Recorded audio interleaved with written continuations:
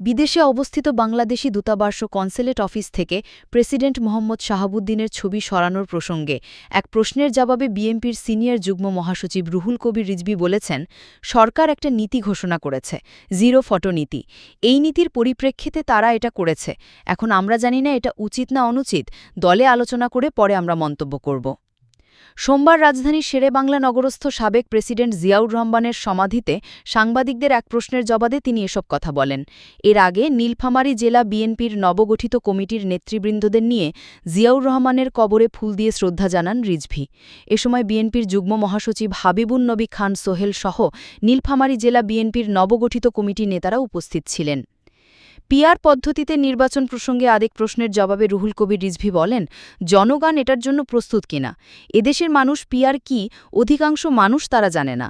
আর এটা কি সিস্টেমে হবে না হবে, এটার অন্যান্য বিষয় সেটা তারা জানে না।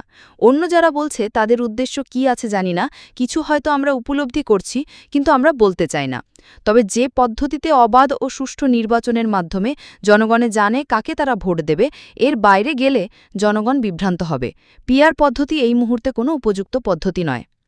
তিনি বলেন, আগামী ফেব্রুয়ারি মাসে যে নির্বাচন হবে, সবাই চায় যে সেটা অবাধ ও সুষ্ঠু নির্বাচন হবে। কিন্তু আওয়ামী লীগের আমলে ১৬,৩৯৯ জন প্রাইমারি স্কুলের শিক্ষক নেওয়া হয়েছে। এর মধ্যে ৫৫ থেকে ৬০% হচ্ছে আওয়ামী লীগের দলীয় লোকজন।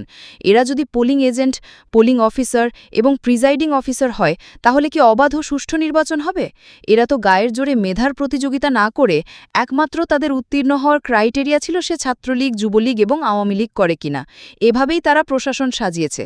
আমরা চাই যারা নিরপেক্ষ তাদেরকেই পোলিং অফিসার ও প্রিজাইডিং করা উচিত। রিজভী বলেন, এখন স্বৈরাচারের দোসররা নানা জায়গায় ঘাপটি মেরে অবস্থান করে দেশে নাশকতার চেষ্টা করছে। তাদের আবার মিলিটারি ট্রেনিং দেওয়ারও ব্যবস্থা হচ্ছে। এই ঘটনায় একজন গ্রেপ্তারও হয়েছেন।